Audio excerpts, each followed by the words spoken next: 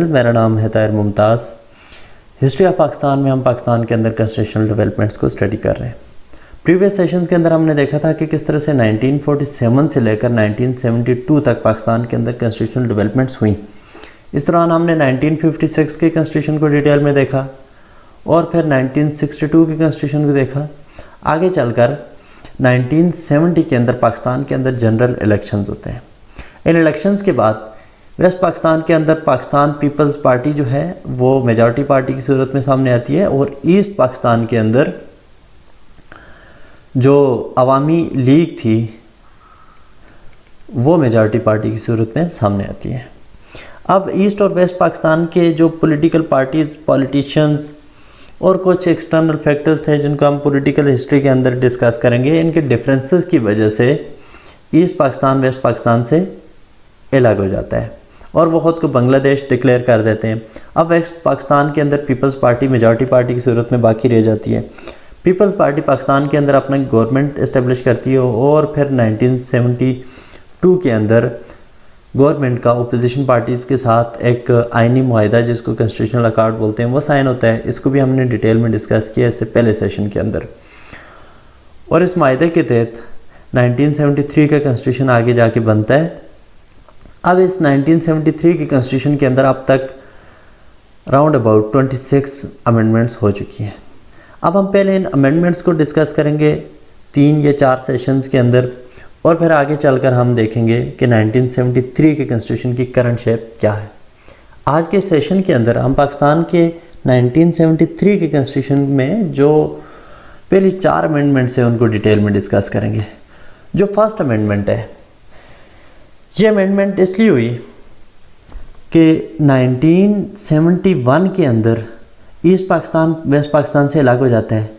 1973 में पाकिस्तान का कॉन्स्टिट्यूशन बनता है और इस कॉन्स्टिट्यूशन के बनते दौरान जो वेस्ट पाकिस्तान था यानी कि इस्लामाबाद ने बांग्लादेश को रिकॉग्नाइज़ नहीं किया था एज इंडिपेंडेंट सॉवरेन कंट्री। तो लिहाजा 1973 के कॉन्स्टिट्यूशन के अंदर जो आर्टिकल्स थे उनमें ईस्ट पाकिस्तान के रेफरेंसेस मौजूद थे। फिर फरवरी 1974 के अंदर OIC का दूसरा इजलास होने जा रहा था जिसमें जो मुस्लिम कंट्रीज़ थीं जैसे कि सऊदी अरेबिया, लीबिया, इनका ये मौक़िफ़ था कि जो बांग्लादेश है उसकी रिप्रेजेंटेशन लाजमी है क्योंकि बांग्लादेश के अंदर एक मास पॉपुलेशन ऑफ मुस्लिम्स वहाँ पे रहती है, तो बांग्लादेश को तो लाजमी OIC के अंदर शामिल होना चाहिए। लेकिन वेस्ट पाकिस्तान ने क्योंकि रिकॉग्नाइज़ नहीं किया था, वो पहले इंटीग्रल पार्ट था पाकिस्तान का, तो लिहाजा जब तक पाकिस्तान उसको एक्सेप्ट नहीं करेगा एज बांग्लादेश तो तब तक वो किसी भी इंटरनेशनल फोरम के अंदर अपनी रिप्रेजेंटेशन नहीं रख सकता।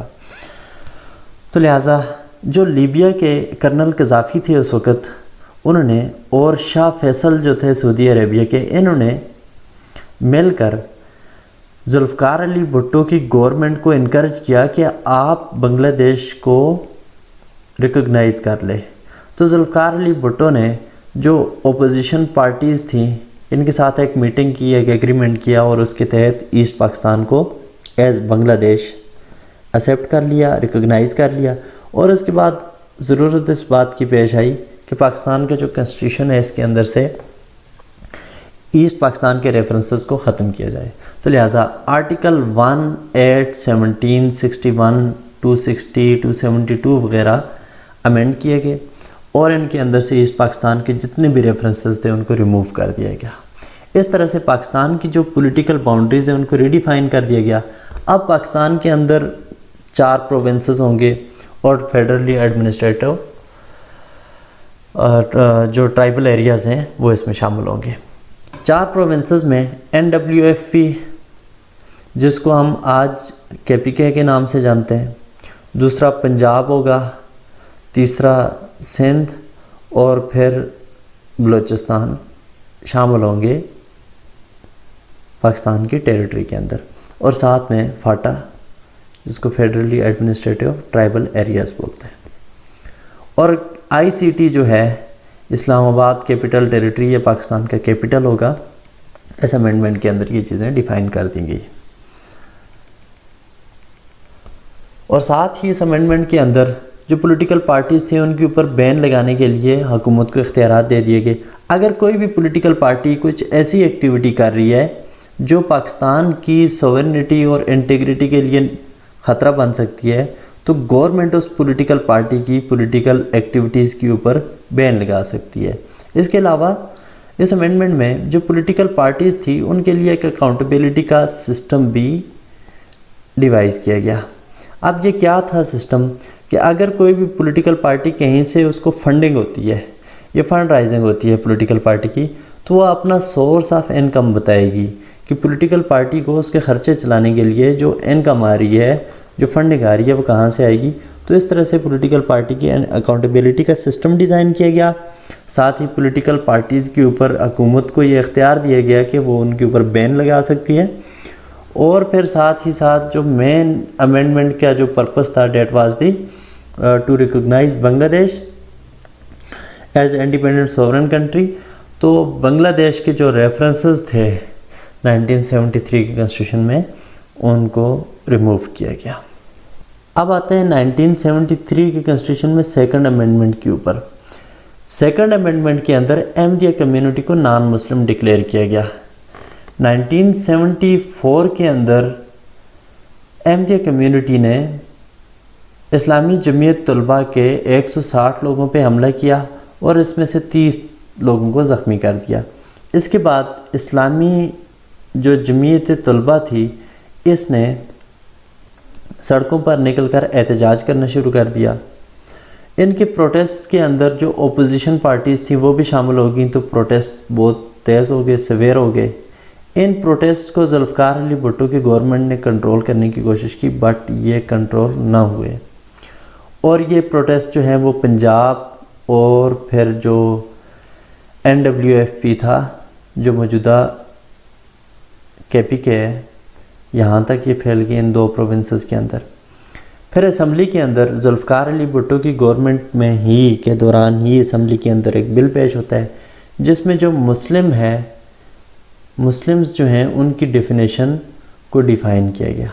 इस डेफिनेशन के अकॉर्डिंग अगर कोई शख्स अल्लाह ताला को एक मानता है, आप सल्लल्लाहु अलैहि वसल्लम को पैगम्बर इस्लाम मानता है, ना सिर्फ पैगम्बर इस्लाम बल्कि आखिरी पैगम्बर इस्लाम मानता है, तो वो शख्स मुसलमान डिक्लेयर होगा। अब क्योंकि जो अहमदिया कम्युनिटी है ये अल्लाह को तो एक मानते हैं, लेकिन जो आप सल्लल्लाहु अलैहि वसल्लम है इनको नबी भी मानते हैं, लेकिन आखिरी नबी मानने से इनकार करते हैं। तो इनका ये मानना है कि इसके बाद भी नबी आए हैं, ये फिर आ सकते हैं। तो इस अमेंडमेंट में जो मुस्लिम्स की डेफिनेशन बताएगी, उस डेफिनेशन के अकॉर्डिंग जो अहमदिया कम्युनिटी है ये नॉन मुस्लिम डिक्लेयर होगी। 1973 के कॉन्स्टिट्यूशन में जो थर्ड अमेंडमेंट हुई, इसके अकॉर्डिंग प्रिवेंटिव डिटेंशन के पीरियड को बढ़ा दिया गया। अब प्रिवेंटिव डिटेंशन है क्या? अगर मुल्क के अंदर कोई भी पर्सन जो है वो मुल्क के ख़िलाफ़ किसी भी एक्टिविटी में पकड़ा जाता है या उसके ऊपर शक होता है या उसके ख़िलाफ़ कोई भी केस चल रहा है अदालत में, फॉर एग्ज़ाम्पल उसके ऊपर जो है वो गद्दारी का केस चल रहा है या फिर उसके ऊपर केस चल रहा है किसी भी बैरूनी ताकत के लिए जासूसी का, तो उसका अदालत में केस चलेगा और उसके ऊपर वो गुनाह जो है वो साबित होगा या फिर वो इनोसेंट डिक्लेयर होगा, तब तक उसको अरेस्ट में रखा जाएगा, नज़रबंद रखा जाएगा। इस पीरियड को बोलेंगे प्रिवेंटिव डिटेंशन उस पर्सन की। या फिर कोई भी और शख्स जो है वो सोसाइटी के लिए किसी भी ख़तरे का बायस बन सकता है, जब तक के अदालत में उसका केस चलकर उसके ऊपर वो गुनाह साबित नहीं हो जाता, तब तक उसको जो है वो नज़रबंद रखा जाएगा, ताकि ये किसी भी किस्म का मुल्क के ख़िलाफ़ ये सोसाइटी के अंदर किसी भी नुकसान का बायस न बने। और इस थर्ड अमेंडमेंट में आर्टिकल 10, आर्टिकल 232 अमेंड किए गए और ये पास होती है 14 फरवरी 1975 में।